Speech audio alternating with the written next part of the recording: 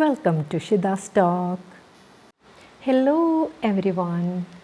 ഇന്ന് നമ്മൾ 9ാം ക്ലാസ്സിലെ ഒന്നാമത്തെ യൂണിറ്റായ ഹാഫ് എ ഡേയിലുള്ള കുറച്ച് സോൾവ്ഡ് ആക്ടിവിറ്റീസാണ് നോക്കുന്നത്. പ്രധാനമായും അതിലുള്ള കുറച്ച് ക്വസ്റ്റ്യൻ ആൻസേഴ്സ് അല്ലേ, ലെറ്റ്സ് റിവൈൻഡ് എന്ന് പറയുന്ന ഭാഗത്തുള്ള ക്വസ്റ്റ്യൻ ആൻസേഴ്സ്, പിന്നെ ആക്ടിവിറ്റി 1, 2 ആൻഡ് 3.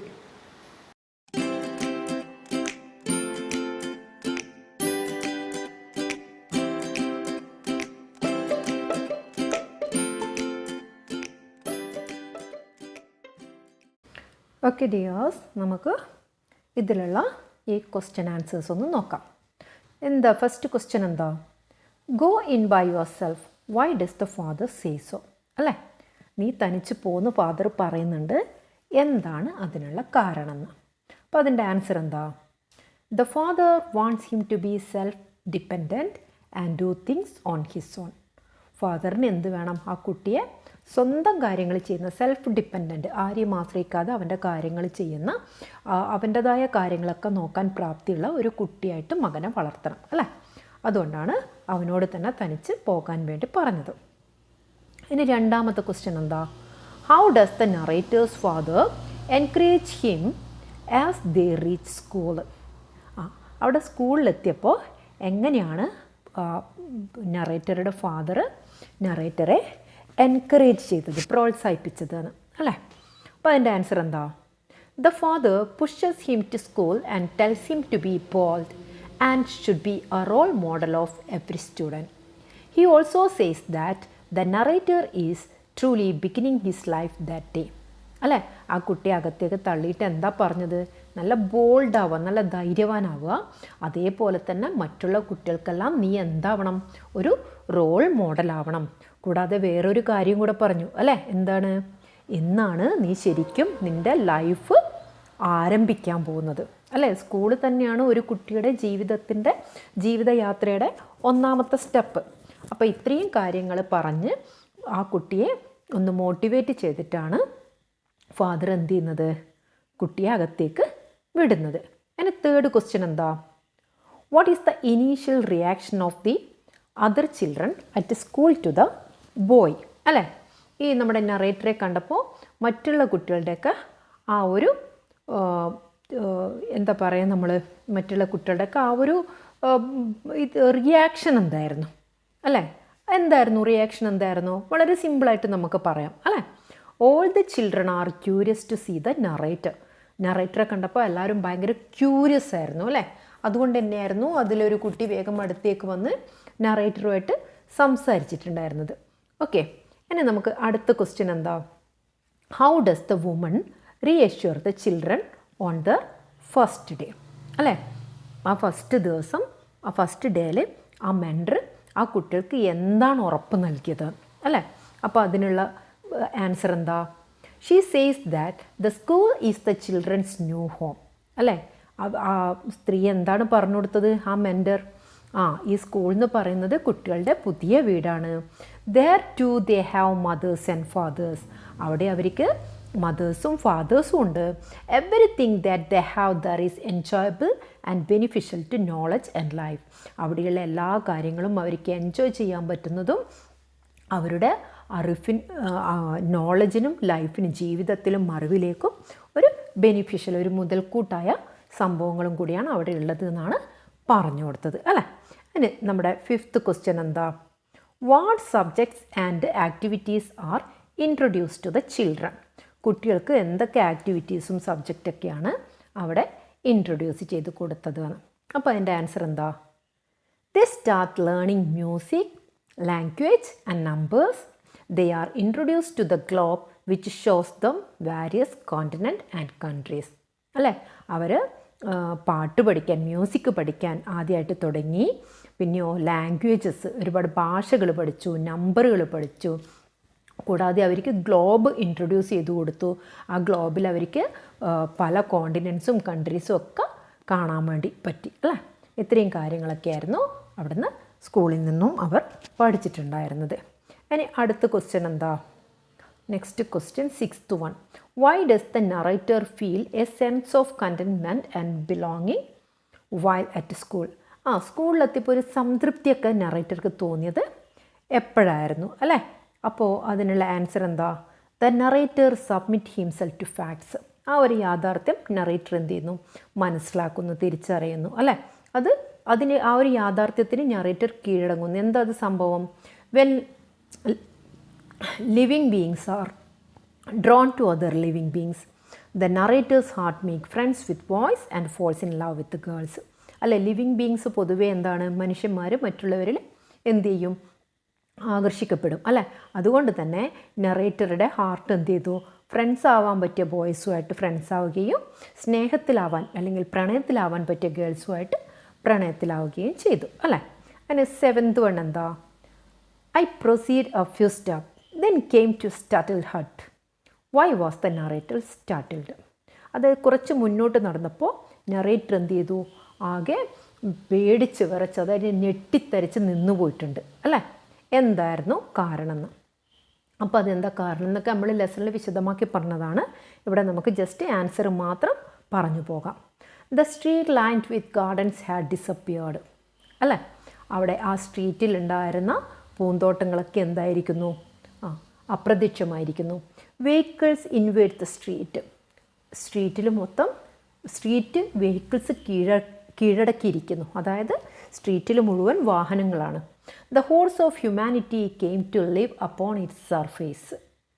അപ്പോൾ ആ ഒരു സർഫേസിൽ മുഴുവൻ ഒരു കൂട്ടം മനുഷ്യരാശികൾ താമസിക്കാൻ തുടങ്ങിയിരിക്കുന്നു. High building covered the street. കൂടാതെ വലിയ വലിയ ബിൽഡിങ്ങുകളൊക്കെ സ്ട്രീറ്റ് എന്ത് ചെയ്തിരിക്കുന്നു? കവർ ചെയ്തിരിക്കുന്നു. സ്ട്രീറ്റ് മുഴുവൻ വലിയ വലിയ ബിൽഡിങ്ങുകളാണ്. Seeing these things he came to a startled halt. ഇതൊക്കെ കണ്ടപ്പോഴാണ് നറേറ്റർ ആകെ ഞെട്ടിത്തരിച്ച് നിന്നുപോയത്. ഇനി 8th ക്വസ്റ്റ്യൻ എന്താ? Why is the narrator frustrated while waiting at the cross road? അവിടെ റോഡ് ക്രോസ് ചെയ്യാൻ നിൽക്കുമ്പോൾ നറേറ്റർ ഫ്രസ്ട്രേറ്റഡ് ആയത് എന്തുകൊണ്ടാണെന്ന്. While waiting at the crossroad, the narrator thinks he will not be able to cross, so he became frustrated. അവിടെ കുറേ സമയം നിന്നപ്പോഴും നറേറ്റർക്ക് എന്ത് തോന്നി? നറേറ്റർക്ക് ആ റോഡ് ക്രോസ് ചെയ്യാൻ സാധ്യമല്ല എന്ന് മനസ്സിലായി. അപ്പോഴാണ് നറേറ്റർ എന്ത് ചെയ്തത്? ഫ്രസ്ട്രേറ്റഡ് ആയത്. അതിന് 9th ക്വസ്റ്റ്യൻ എന്താ? Who offers to help the narrator cross the street? How does he address the narrator? Why does he address him so? 3 question അതിലുണ്ട്. ആ 3നും കൂടി നമുക്ക് ഈ രീതിയിൽ ആൻസർ എഴുതാം. The young lad employed at the ironing shop on the corner offers to help him. ആ അയേണിംഗ് ഷോപ്പിൽ ജോലി ചെയ്യുന്ന ആ ഒരു ചെറിയ കുട്ടി, ആ ഒരു കോർണറിലുള്ള അയൺ ഷോപ്പിൽ അല്ലേ, ആ കുട്ടിയാണ് ഹെൽപ്പ് ഓഫർ ചെയ്തത്. He address the narrator calling him grand പ എന്നാണ് നറേറ്ററെ വിളിച്ചത്. എന്താ അതിനുള്ള കാരണം? Because now the narrator is an old man. ഇപ്പോൾ ആ നറേറ്റർ ഒരു ഓൾഡ് മാൻ ആയിരിക്കുന്നു. അതായത് സ്കൂളിലേക്ക് പോയ കുട്ടിയിൽ നിന്നും ഈ ഒരു സിറ്റുവേഷനിലേക്ക് എത്തുമ്പോഴേക്കും നറേറ്റർ പ്രായമായിരിക്കുന്നു അല്ലേ? അപ്പോൾ അതാണ് അതിൻ്റെ ആൻസർ. ഇനി 10th. Does the story convey the passage of time and the transition from childhood to second childhood? Discuss. അതായത് ഈ സ്റ്റോറിയിൽ ആ ഒരു സമയത്തിൻ്റെ ഒഴുക്ക് അല്ലേ, അതിൻ്റെ ആ ഒരു മാറ്റവും ചൈൽഡ്ഹുഡിൽ നിന്ന് സെക്കൻഡ് ചൈൽഡ്ഹുഡിലേക്കുള്ള ആ ഒരു മാറ്റം അല്ലേ, അത് ഡിസ്കസ് ചെയ്യുക, വിവരിക്കുക. അപ്പം ചൈൽഡ്ഹുഡിൽ നിന്നും സെക്കൻഡ് ചൈൽഡ്ഹുഡിലേക്കുള്ള മാറ്റം എന്ന് പറയുമ്പം അച്ഛൻ്റെ കൈപിടിച്ച് സ്കൂളിൽ പോയ കുട്ടി കഥ തീരുമ്പോഴേക്ക് റോഡ് ക്രോസ് ചെയ്യാൻ ഒരു ചെറിയ കുട്ടിയുടെ സഹായം ആവശ്യമായി വരുന്നുണ്ട് അല്ലേ.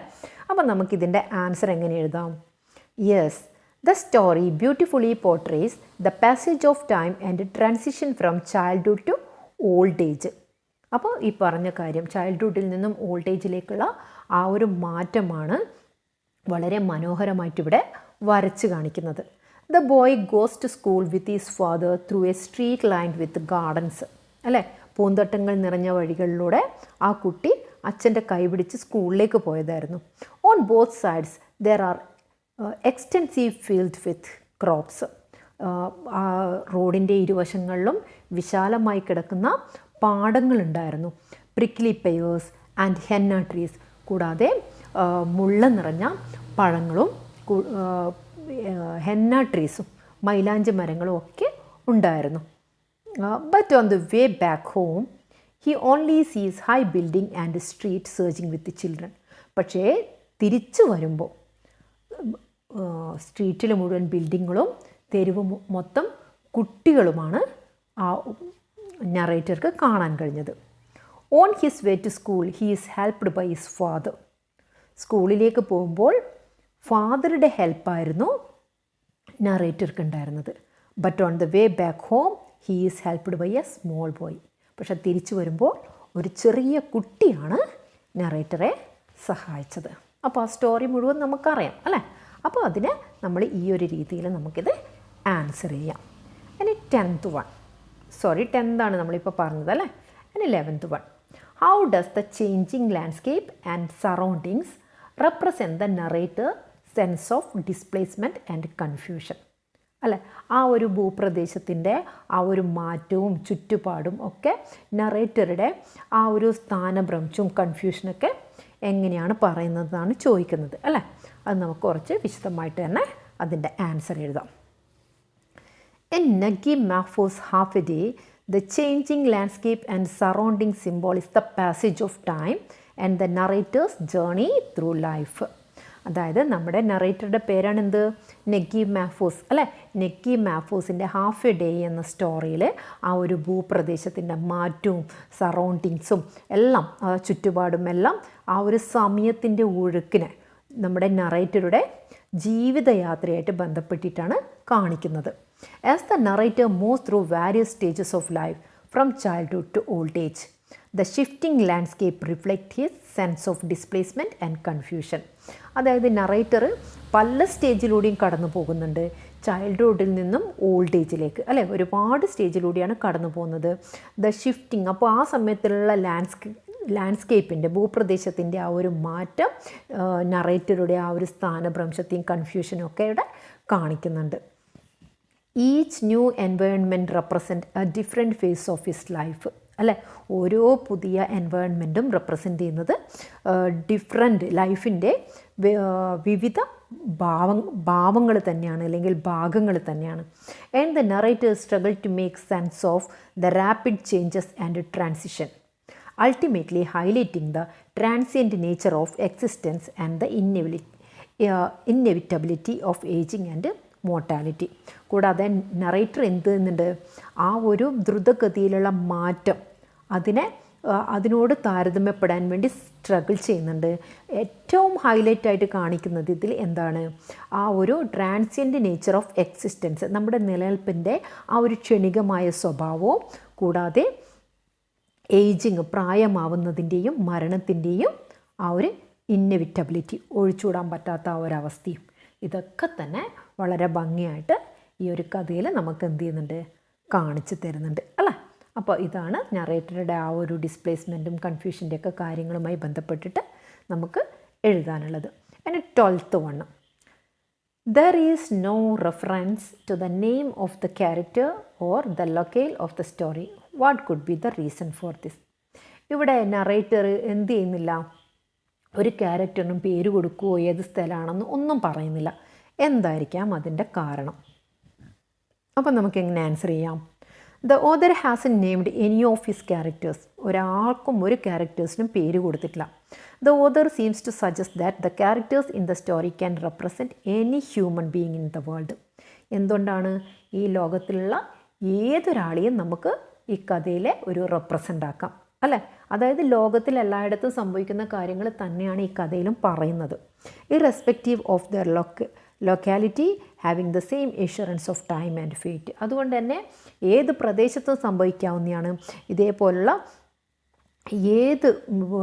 ഏതൊരു കാലത്തിലും ഇതേ ഒരു വിധിയിലുള്ള ഏതൊരാൾക്കും സംഭവിക്കുന്ന കാര്യങ്ങൾ തന്നെയാണ് ഈ കഥയിലൂടെ പറയുന്നത്. അതുകൊണ്ട് ഇവിടെ കഥാപാത്രങ്ങളുടെ പേരിനോ പ്രദേശത്തിനോ യാതൊരു പ്രത്യേകതയുമില്ല.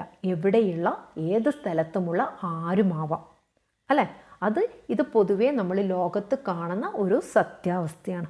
അതുകൊണ്ട് തന്നെ പ്രത്യേകിച്ചിട്ട് ഇവിടെ ക്യാരക്ടറോ ലൊക്കാലിറ്റിയോ പ്രദേശമോ പറയേണ്ട ആവശ്യമില്ല. ഏത് സ്ഥലത്തുള്ള ആരും ആവാം.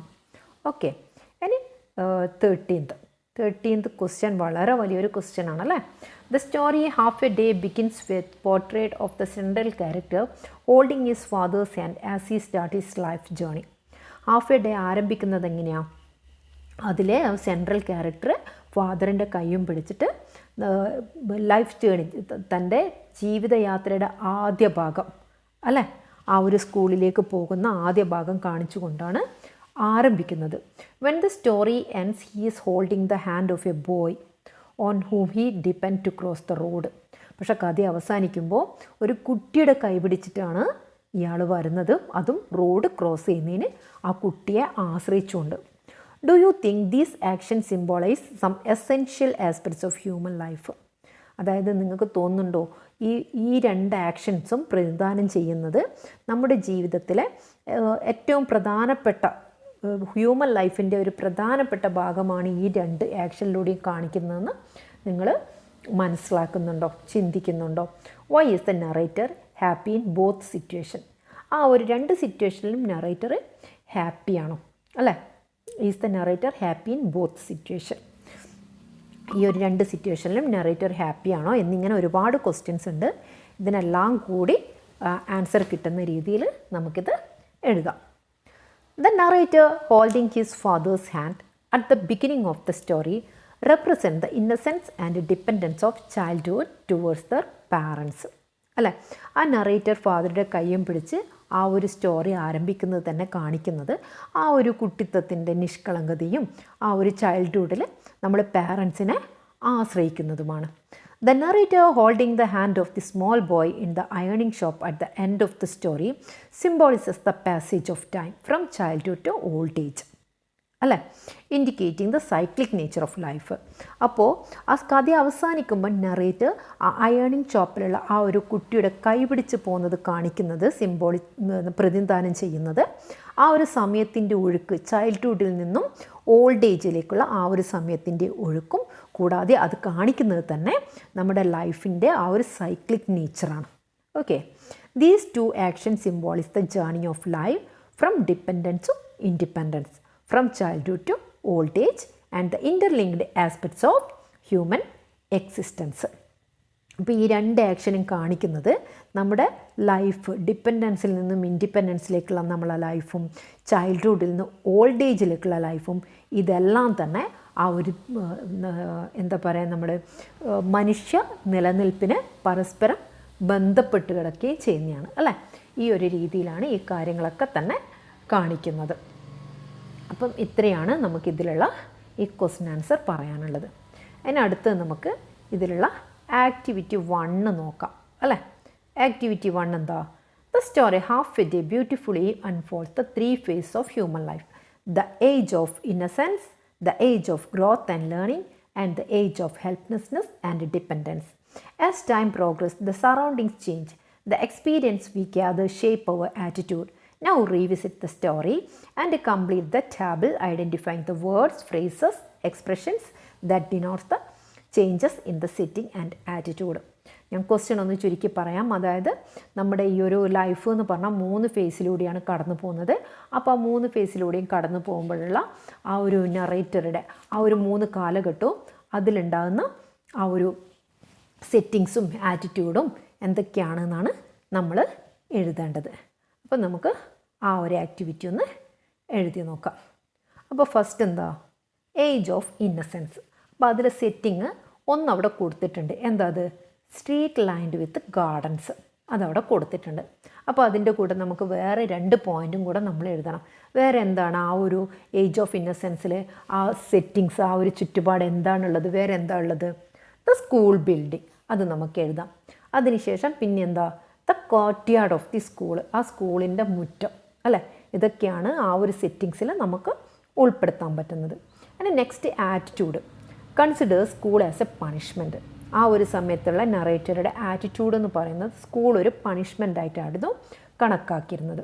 അപ്പോൾ അടുത്തത് എന്താ? Hesitate to go to school. സ്കൂളിൽ പോകാനുള്ള ആ ഒരു മടി. കാരണം ഫാദർ ഉള്ളിലേക്ക് പുഷ് ചെയ്യുമ്പോഴും ഫാദറിൻ്റെ കൈ തന്നെ നല്ല എന്താ ടൈറ്റിൽ പിടിക്കുന്ന ഒരു സീനൊക്കെ നമുക്ക് ആ ഒരു സ്റ്റോറിയിൽ അറിയാം അല്ലേ. പിന്നെ നെക്സ്റ്റ് നമ്മൾ എന്താ എഴുതുക? ആ ഒരു ഏജ് ഓഫ് ഇന്നസെൻസിലുള്ള ആ ഒരു attitude. Felt like a stranger in സ്കൂളിലുള്ള ആ ഒരു അപരിചിതത്വം അല്ലേ, ഇതാണ് ആ ഒരു സമയത്തുണ്ടായിരുന്ന നറേറ്റർക്കുണ്ടായിരുന്ന ആറ്റിറ്റ്യൂഡ്. അടുത്തത് എന്താ, age of growth and learning, അതായത് ആ ഒരു നടുക്കത്ത് നമ്മുടെ സ്കൂളിലേക്ക് എത്തിയതിന് ശേഷമുള്ള ആ ഒരു കാലഘട്ടം. അവിടെ സെറ്റിങ്സ് എന്താ, റിച്ച് വെറൈറ്റി ഗെയിംസ്, അതൊരുമിച്ചാണ് വേണ്ടത്. റിച്ച് വെറൈറ്റി ഗെയിംസ്, ഒരുപാട് വെറൈറ്റികളും ആ ഒരു റിച്ച് വെറൈറ്റി ഗെയിംസ്. അത് കഴിഞ്ഞ് അടുത്തത് നമുക്ക് എന്ത് കൊടുക്കാം, the class room and facilities. ആ ക്ലാസ് റൂമും അവിടെ പഠിക്കുന്ന കാര്യങ്ങളും അങ്ങനെയുള്ള ഒരുപാട് കാര്യങ്ങൾ നമ്മൾ പഠിച്ചിട്ടുണ്ടല്ലോ അല്ലേ. അപ്പോൾ the class room and facilities നമുക്ക് കൊടുക്കാം. പിന്നെ കൂടാതെ അവിടെ സ്കൂളിൽ എല്ലാം നല്ലത് മാത്രമൊന്നല്ല, ചിലപ്പോൾ ചില സ്വീറ്റ് അല്ലാത്ത കാര്യങ്ങൾ ഉണ്ടായിട്ടുണ്ട് എന്നൊക്കെ പറഞ്ഞിട്ടുണ്ട് അല്ലേ.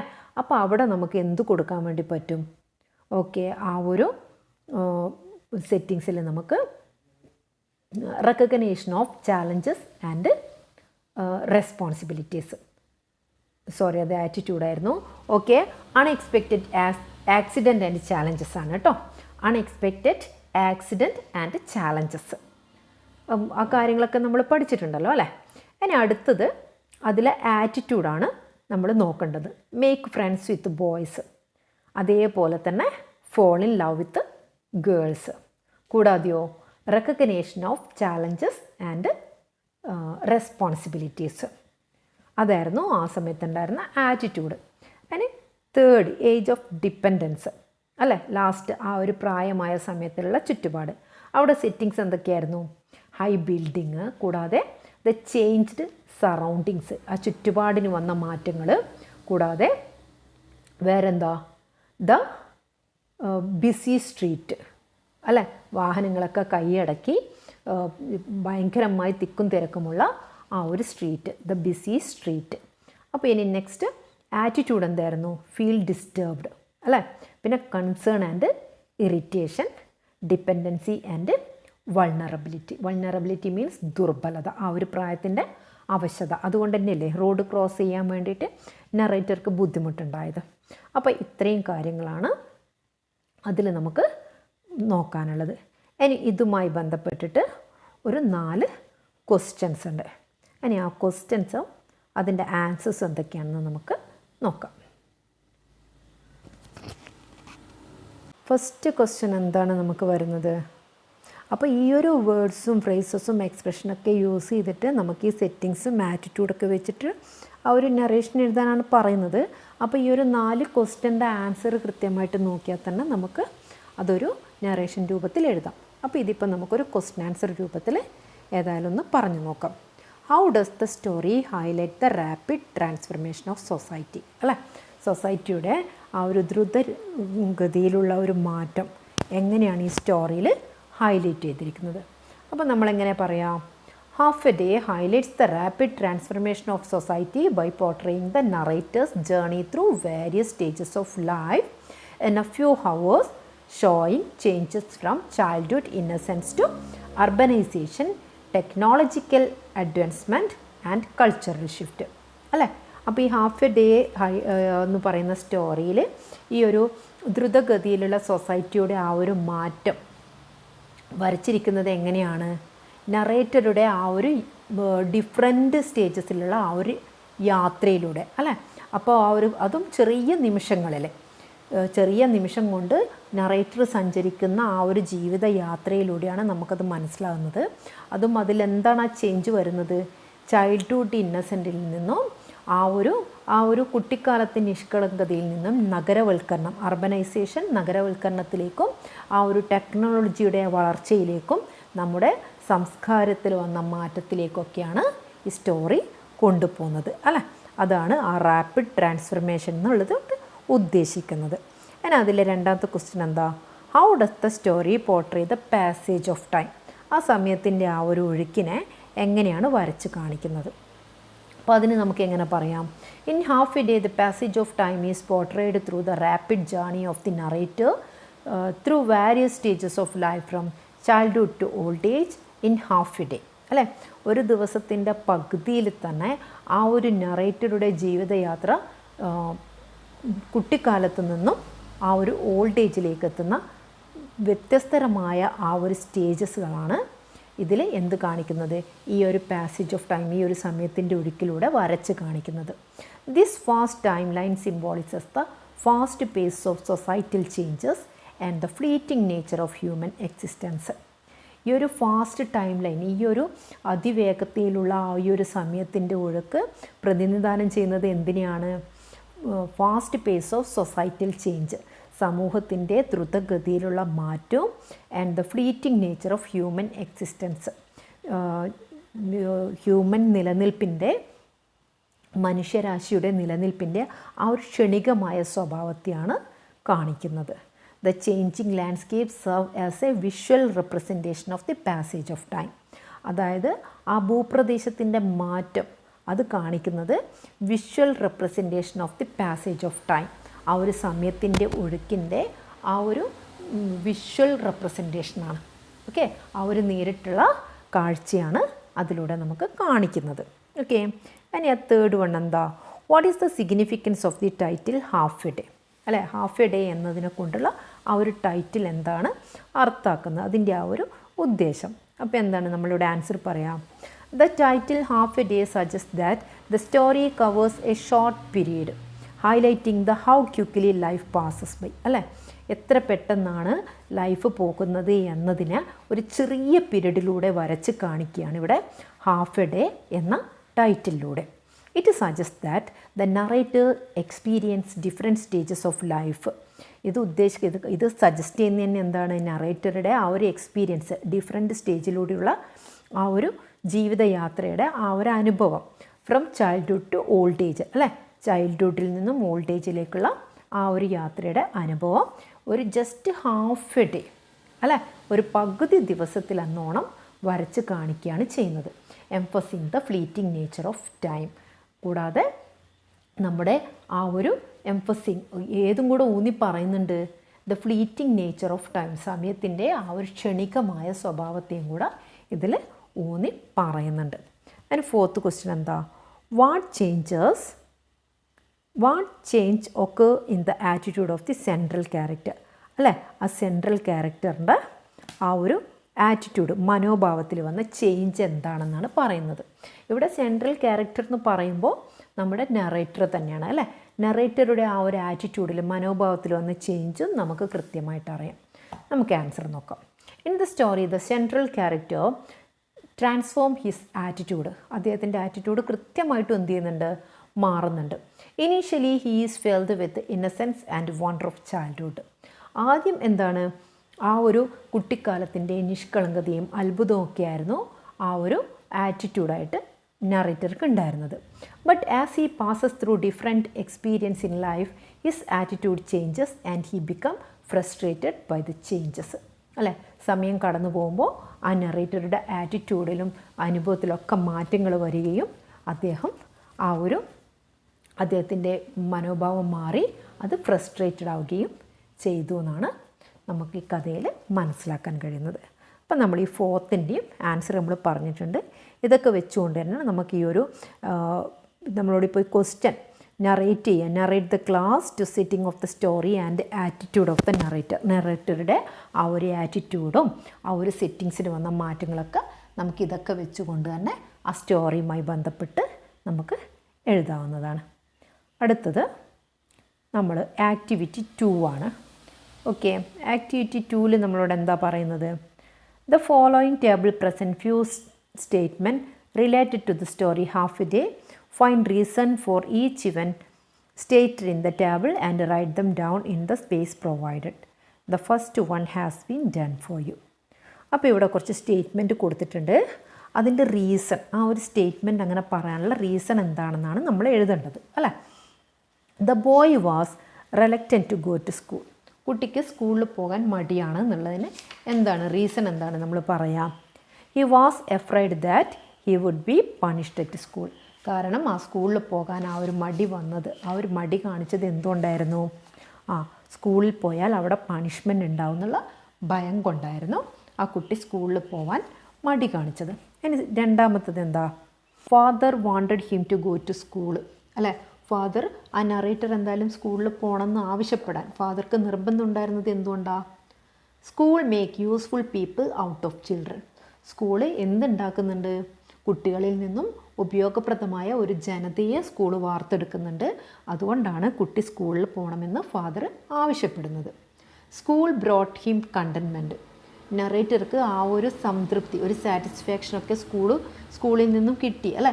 എന്തായിരുന്നു അതിനുള്ള കാരണം? എന്തായിരുന്നു? Submitted to the facts of love, friendship, play and learning അല്ലേ? ആ ഒരു യാഥാർത്ഥ്യം തിരിച്ചറിഞ്ഞു. ഏതിൻ്റെയൊക്കെ? ആ ഒരു ഫ്രണ്ട്ഷിപ്പ്, പ്ലേ, ലേണിങ്, അങ്ങനെ എല്ലാ തരത്തിലുള്ള വെറൈറ്റീസും എല്ലാ അനുഭവങ്ങളും കിട്ടിയപ്പോഴാണ് നറേറ്റർക്കും സ്കൂളൊരു പൂർണ്ണ സംതൃപ്തി വന്നത് അല്ലേ? School was not as sweet as he thought. Narrator വിചാരിച്ച പോലെ സ്കൂൾ അത്ര സ്വീറ്റ് ആയിരുന്നില്ല. എന്താ അതിന് കാരണം? There were challenges like rivalries and fighting. മത്സരങ്ങൾ പോലുള്ള ചില വെല്ലുവിളികളും ഫൈറ്റിങ്ങും ഒക്കെ കാരണമാണ് സ്കൂൾ അത്ര മധുരതരമായ അനുഭവങ്ങൾ മാത്രമല്ല എന്ന് നറേറ്റർക്ക് തോന്നിയത്. അപ്പോൾ അതുമായിട്ട് ബന്ധപ്പെട്ട് നമ്മൾ ആ ഒരു അൺഎക്സ്പെക്റ്റഡ് ആക്സിഡൻറ്റിൽ പറയുന്ന കാര്യങ്ങളൊക്കെ നമുക്കതിങ്ങനെ എഴുതാം. പക്ഷേ ഇവിടെ നമ്മുടെ ബോക്സ് ചെറുതാണ്, അതിൽ ഉൾക്കൊള്ളുന്ന രീതിയിൽ നമ്മൾ മനസ്സിലാക്കിയ കാര്യങ്ങൾ ചുരുക്കി മാത്രമായിട്ടാണ് ഇവിടെ എഴുതിയത്. പക്ഷേ പാഠം നിങ്ങൾ കൃത്യമായിട്ട് മനസ്സിലാക്കി അഥവാ വിശദമാക്കി എഴുതേണ്ട കാര്യങ്ങളാണെങ്കിൽ ആ രീതിയിൽ തന്നെ എഴുതണം. ഓക്കെ, അതിന് next activity 3, memory line. Half a day beautifully illustrate the narrator's journey through time.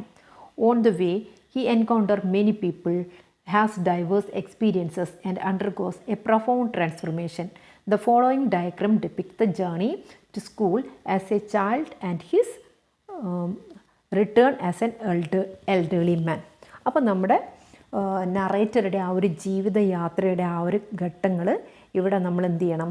ഓരോ ബോക്സിലും കൃത്യമായിട്ട് എഴുതുകയാണ് വേണ്ടത്. നമ്മുടെ ആ ഒരു വഴി കണ്ടുപിടിക്കുക മാതൃകയിലുള്ള കാര്യങ്ങളൊക്കെ ഇല്ലേ, അതൊക്കെ പോലെ. അപ്പോൾ ഇവിടെ നമ്മൾ I walked with my father, wearing new clothes. I was happy but had fears about going to school.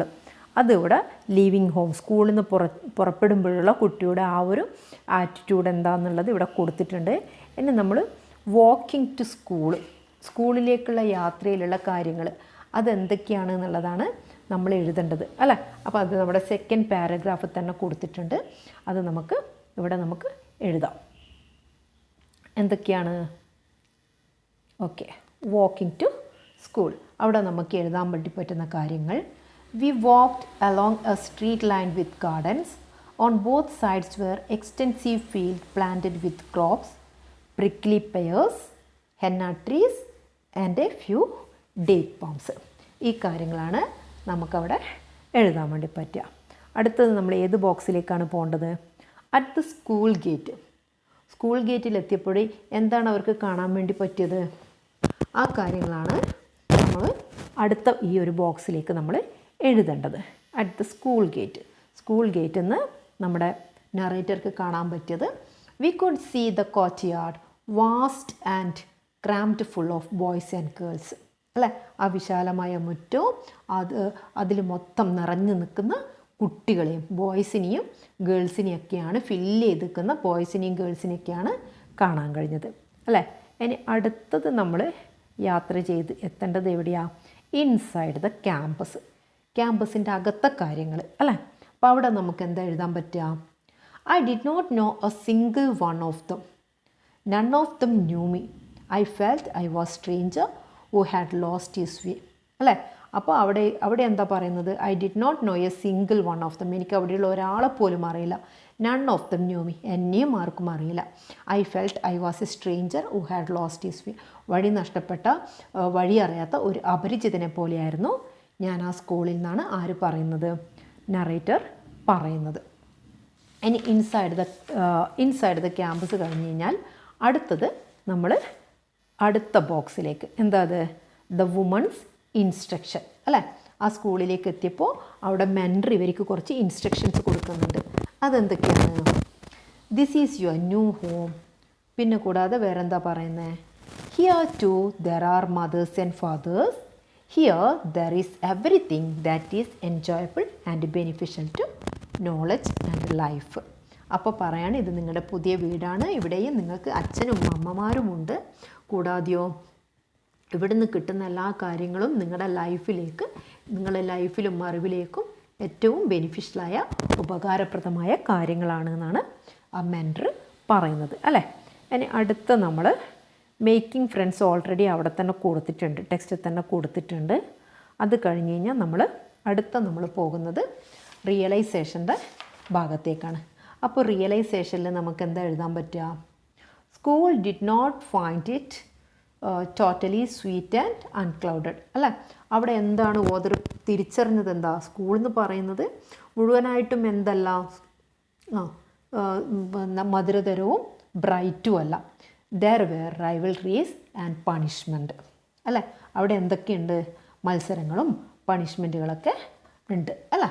ഈ കാര്യങ്ങളും നമുക്ക് എന്ത് ചെയ്യാം ഇതിൽ ഈ ഒരു ഭാഗത്ത് പിന്നെ വേണമെങ്കിൽ അതിൻ്റെ കൂടെ the narrator submitted to the facts അതും കൂടെ വേണമെങ്കിൽ നമുക്ക് ആ ഒരു റിയലൈസേഷനിൽ നമുക്ക് എഴുതി ചേർക്കാം. അതിന് ലാസ്റ്റ് വൺ എന്താ? An elderly man crossing the road. അപ്പോൾ അവിടെ ആ ഒരു റോഡ് ക്രോസ് ചെയ്യുന്നുണ്ടായ ബുദ്ധിമുട്ടുകൾ കാര്യങ്ങളും കൂടെ നമുക്ക് എഴുതാം. The road was extremely crowded. He feels highly irritated. He couldn't cross the road. Finally, a small boy helps him to cross the road. അപ്പോൾ ഇത്രയും കാര്യങ്ങളാണ് നമുക്ക് ഏതിലെഴുതാൻ വേണ്ടി പറ്റുക? ഈ ഒരു ആക്ടിവിറ്റി 3 നമുക്ക് എഴുതാൻ വേണ്ടി കഴിയാം. ഓക്കെ, അപ്പോൾ ഇത്രയും കാര്യങ്ങളാണ് ഇന്നത്തെ വീഡിയോയിലുള്ളത്. അടുത്ത ഇതിലുള്ള ഒരു 2 ആക്ടിവിറ്റി അത് നമുക്ക് അടുത്ത വീഡിയോയിൽ ചെയ്യാം. Okay, thank you.